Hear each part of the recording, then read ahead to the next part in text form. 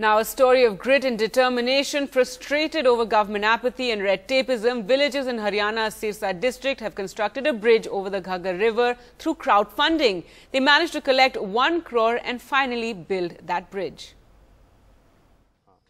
Quite literally, building a bridge over troubled waters. Waters which to avoid meant a detour of 40 kilometers through another state for these villagers.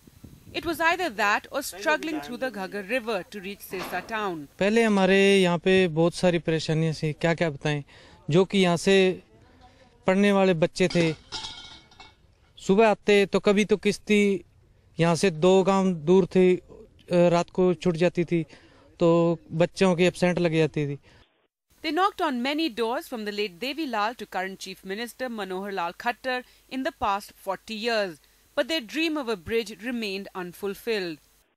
इस बाबत हमने इनेलो से भी मिले, राबता काम किया है, कांग्रेस से राबता काम किया है, हुड्डा साहब से मिले हैं, मौजूदा सरकार में भी हमने खट्टर साहब को इस बारे में मिले थे, इस बारे में जो उनके प्रतिनिधि थे उनसे भी हमने बातें की थी, लेकिन जो रिजल्ट है वो अल्टीमेटली 0 ही रहा.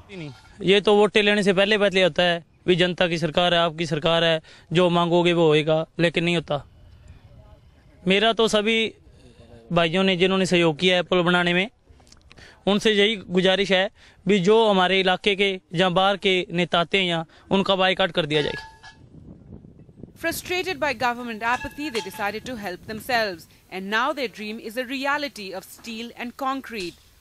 214 feet long and 16 feet wide, pensioners to widows, 5,000 residents of 9 neighbouring villages raised 1 crore for the construction of the bridge, which began in April 2014.